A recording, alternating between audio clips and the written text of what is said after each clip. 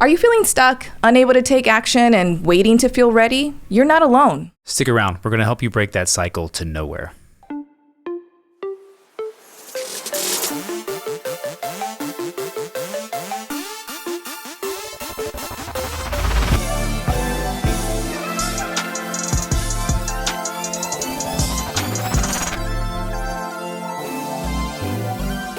Welcome back to the Edgy Entrepreneur Podcast, where we believe that if you're not focusing on mindset, you are leaving 80% of your potential on the table. We are your co-hosts. I am Daniel Tribby. I am alongside the lovely... I am Coach Oriana Guevara. Nice to see you today. All right, so we got some fun stuff to discuss today, right? As far as this entrepreneurial carousel type of thing, right? Yeah. So we're breaking the cycle to nowhere. And for those of you who want to know what the cycle to nowhere is, right? It's essentially the proverbial hamster wheel that many entrepreneurs and business owners find themselves on. Nobody actually makes a conscious choice to get on the hamster wheel. And most people don't even realize that they've been on one or that they are on one until things are getting pretty painful. Yeah, I think too, a lot of times you end up on because you haven't actually defined a vision or a direction or any plan for your business. So Right. You just are spinning wheels. You're running through the motions. And I'm sure some of you have been there before. Maybe you're there now where you're just continuing to, we use this phrase, it's getting ready to be ready, to get ready, to be ready, to get ready, to be ready. It's just over and over and over and over again. And you're never actually taking meaningful action in a meaningful direction that really helps you build a business. Instead, you're just building yourself a job that is your business. Which is oftentimes includes staying really busy. Right? Maybe so busy that you don't have time for your social life. You don't have time for your friends and family.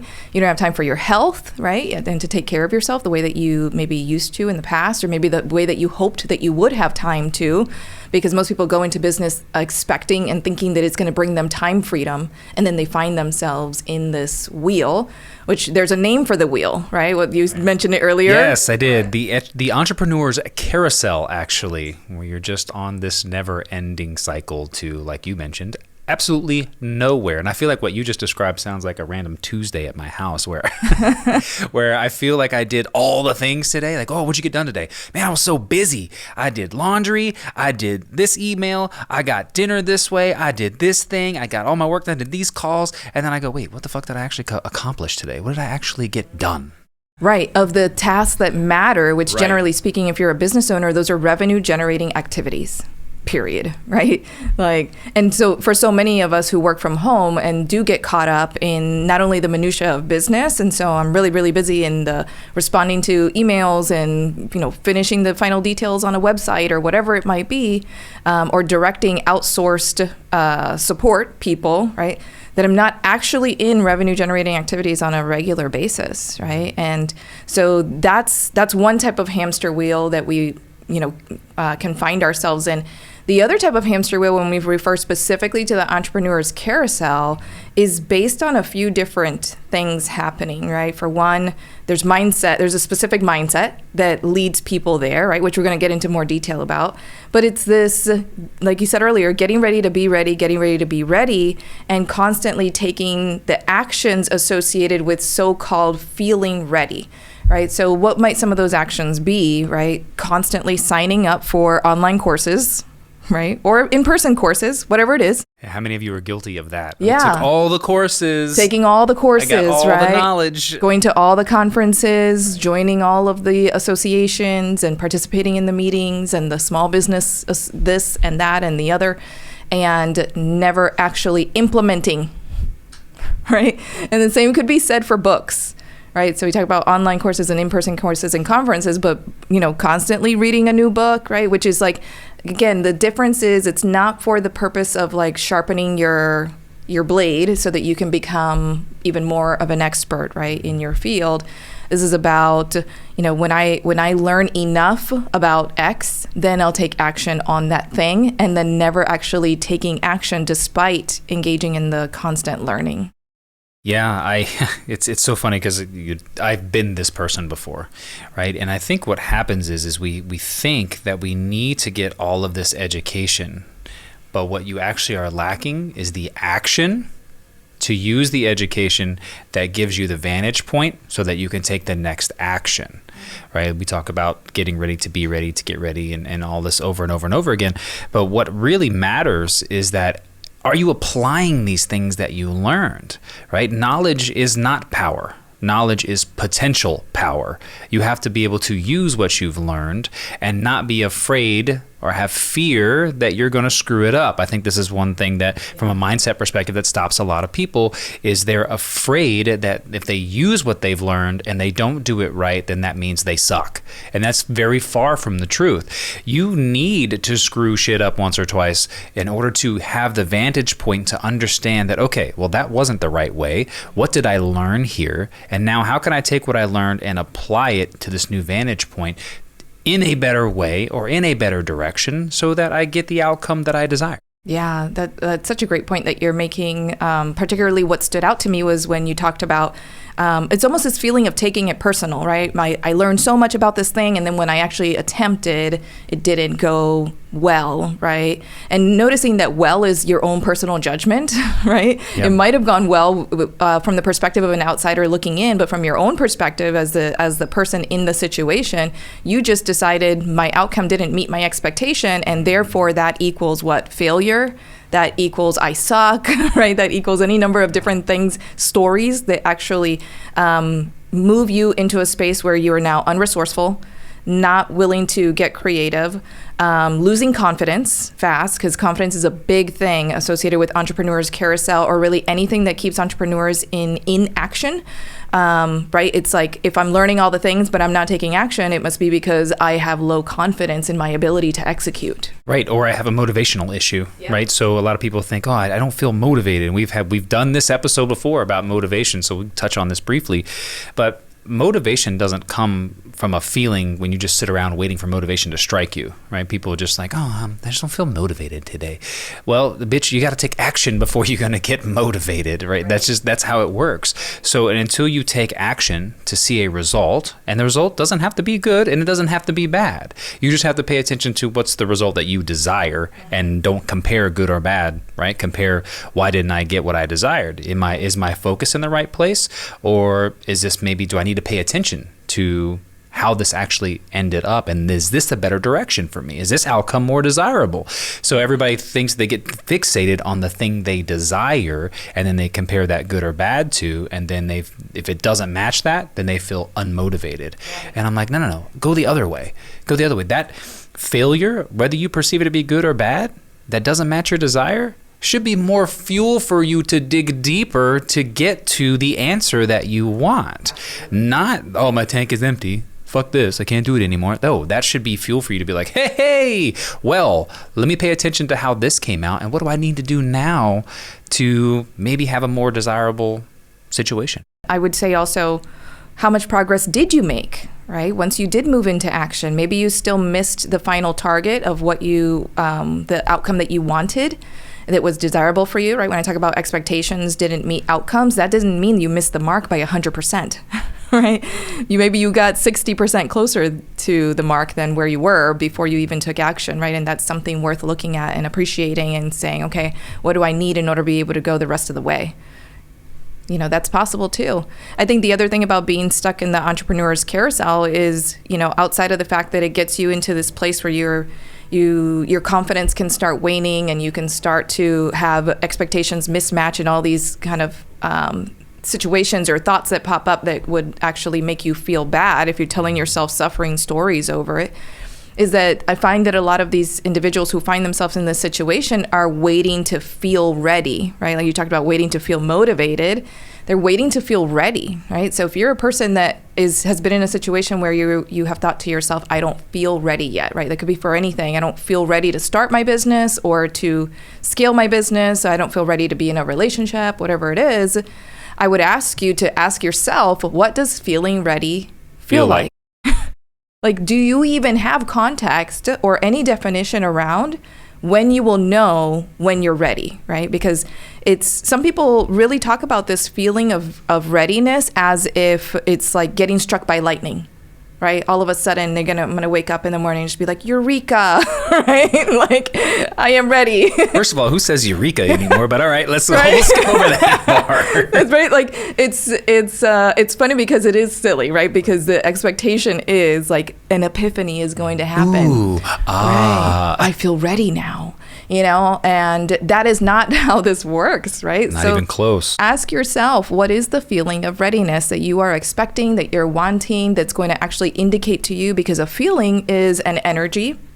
And I'm assuming that if you're saying that to yourself, then you're waiting to feel something in your body, right? And if you're waiting to feel something in your body, which is a specific energy that you're referring to as readiness, but you're not doing anything to generate that readiness, then you are never going to feel that feeling. Yeah, this all comes back to, again, taking the action that you need to take to find out what that I feel ready thing is. I think, and this, we've mentioned this, I don't know how many different episodes, but you spend so much time working in your business versus working on your business. You get stuck on that hamster wheel, in that carousel of being, I work with a lot of healthcare providers. And so we use, doctor as an employee or doctor as a business owner. Which one are you? Yeah. Because doctor as an employee means your business only functions when you're there. So if you're that person, then you're stuck working in your business, which means you don't own a business, you own a job. Yeah, and you could have $1 million plus business and still be in that role. Right, and so, which is a reality, right, that I am a part of. But also, people just don't understand that there's a different skill set that happens when you become a business owner.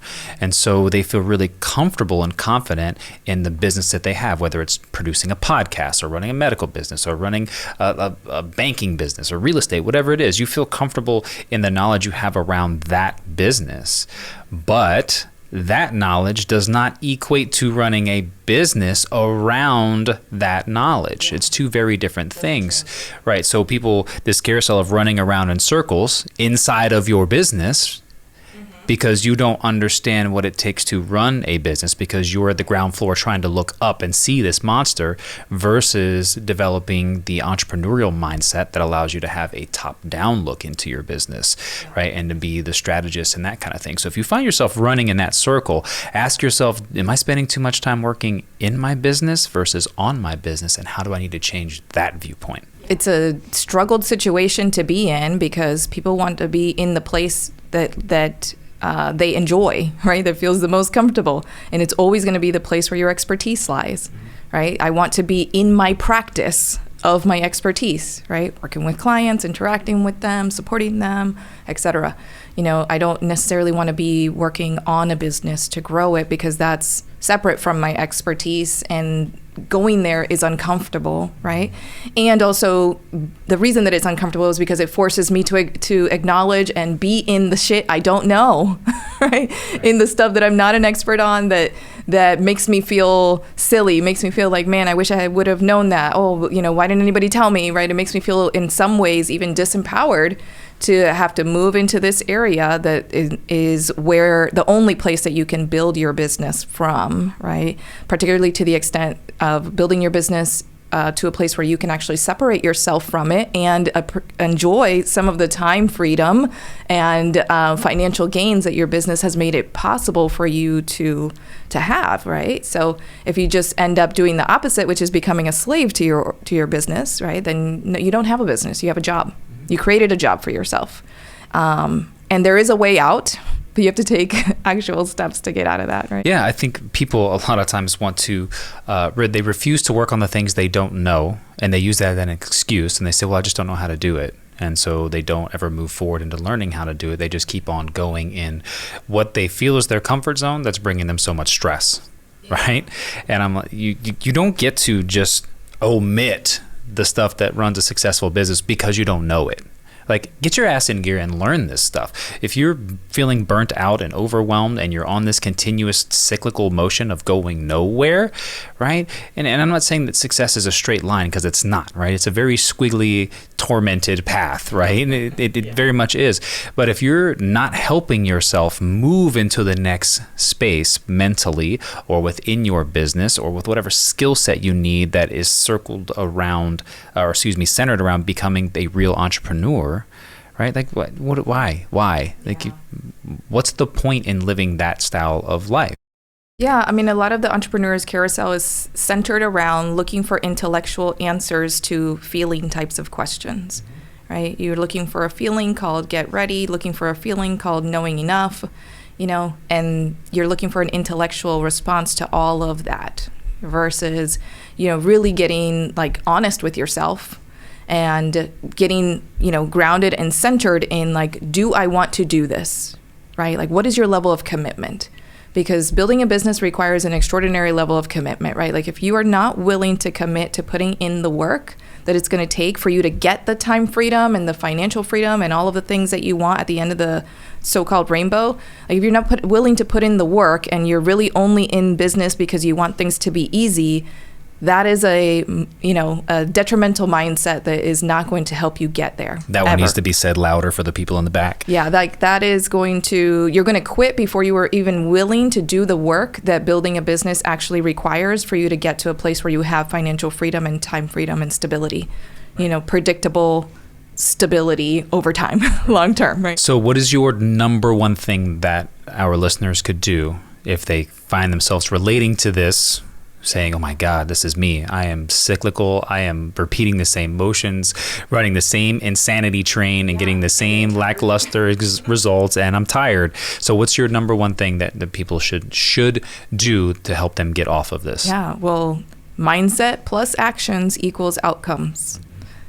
Only 100% of the time, though. Only 100%. Got right? it. Got it. So write that down. Look at this equation, mindset plus actions. If you're not taking action because you are spinning around in trying to learn, and address this from a purely intellectual perspective, you are not going to be able to get the outcomes that you want, right? So what do you got to look at first? You got to look at the mindset that's actually keeping you stuck and keeping you on the carousel, right? Which is, I don't feel ready, or I'm not ready, right? Also, another one is I have to do it alone, and I haven't learned enough, right? I don't know enough. I'm not smart enough. I'm not like whatever that enough-ness story is for you. It might be I'm not doing enough, right? That one pops up for me a lot of the times. If you are in a high achiever type of kind of blueprint from your upbringing, you're never going to be doing enough in order to satisfy your own standards, right? So look at that stuff. What is the stuff in your current mindset and in your current blueprint that really realistically is actually keeping you stuck either in inaction or taking the same types of cyclical actions, which is like where we see people like just like really like grinding it out, mostly because they don't know how to be any other way. Why don't they know how to be any other way? Being meaning don't know how to do anything different. And I don't know how to be any other way besides, hustle and grind all of the time. Piss poor excuse, by the way, if that's what you're using. If that's your blueprint, because you grew up with this high achiever kind of mindset, right? And you haven't acquired the habits to actually stay in consistent high performance instead of high achievement, you are going to have this struggle. So you got to look at that shit. And if you really want to be honest about it and look at it and get through that stuff sooner than later, then I would always recommend for people to get help, right? Work with somebody, work with a coach or a mentor, or even a counselor, depending on what that is. Right. No, amazing points. Amazing points. I'm going to give you guys mine. So mine, number one thing for you is to reconnect with the vision. Or if you don't have a vision, go fucking create one. Okay?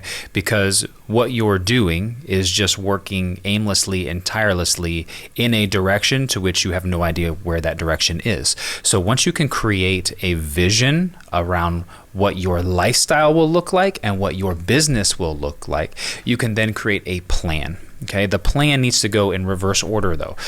Nobody starts a business so they can work it until the day they die. Like that's family-owned businesses. Sometimes they pass them down from generation to generation. But most business owners have a desire to create something, sell it, and get the hell on, right? So what is that vision for your business and your life? And then start putting a plan in place, right? So if my plan is to be out this bitch in 10 years, right? Start working backwards. So 10 years, this is how much I want my business to be evaluated for. This is how much I want to sell it for, and just start working backwards until you get to where you are right now. So we're in 2021.